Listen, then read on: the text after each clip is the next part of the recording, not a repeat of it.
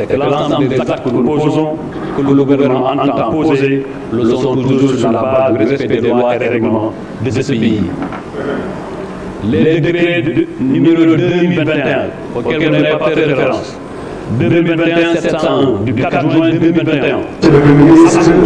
Le plan d'urbanisme de détail de la zone nord de Guédiawaye et déclasse la zone couverte par le plan d'urbanisme de détail de la zone nord de Guédiawaye d'une superficie de 15,58 hectares et le décret numéro 2023-813 du 5 avril 2023 approuvant et rendant exécutoire le plan d'urbanisme de détail de la bande de Yeumbeul Nord, Malika, Tivaouane Peulh, déclassant une partie de la zone couverte par le PUD prescrivant l'immatriculation au nom de l'État du Sénégal des sites non encore immatriculés dans la zone déclassée, créant des zones d'aménagement concertées de Tivaouane Peulh et de Keur Massar, objet de votre question, ont été pris conformément aux dispositions pertinentes des codes de l'environnement forestier, de l'urbanisme et de la loi sur le domaine national.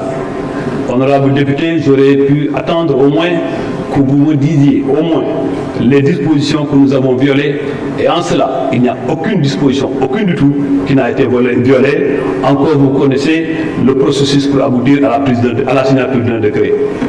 S'agissant des autres allégations, je voudrais porter à votre attention que ce sont les autorités territoriales de la ville de Guédiawaye qui avaient émis le souhait pour la première fois d'aménager la bande des Filao lors de l'élaboration du PUD de Pikine-Guédiawaye en 2017.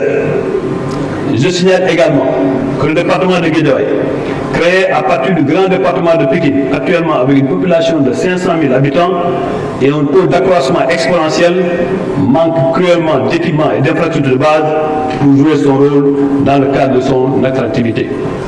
En outre, il est confronté à des extensions sur les autres côtes avec le département de Pikine et de Dakar. Et c'est la raison pour laquelle, Monsieur le Président, les autorités de la collectivité territoriale de Guédiawaye ont émis le souhait de se rapprocher des services compétents de l'administration pour procéder conformément à la réglementation au déclassement de cette bande de Filao.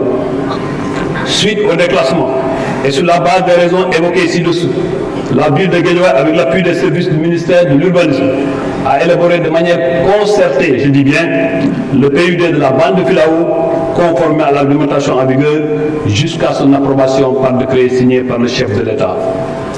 Le dit plan a permis une répartition de l'occupation du sol sur cette bande conformément aux normes d'aménagement édictées dans le code de l'urbanisme.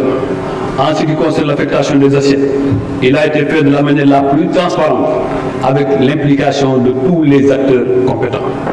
Et pour le déclassement d'une partie de la bande des Filao du côté de Malika, je souligne également que c'est le même processus qui a été adopté. Honorable député, je voudrais rappeler qu'un PUD a deux vocations. La première, c'est l'occupation de l'espace. La seconde, c'est de veiller à ce que la réglementation, est-ce que les règles d'ordre public prises en effet ont été totalement respectées. Et en ce sens, il n'y a aucune violation possible.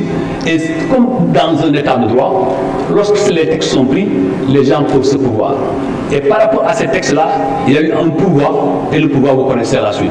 Lu des nag Thierno Alassane Sall maa ngi lay gërëm ci question bi nga posé li des yi appréciation sénégalaise dañu déglu ku ci nekk xam na entre autorité coloniale ak ñi fi jaar lu fi Macky Sall def pour l'intérêt du Sénégal, et c'est ce qui fait que le Macky Sall a toute la confiance de ce pays.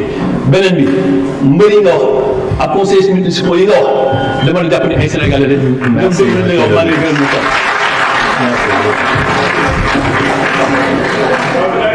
La parole est à notre collègue Mame Fatou Ndiaye.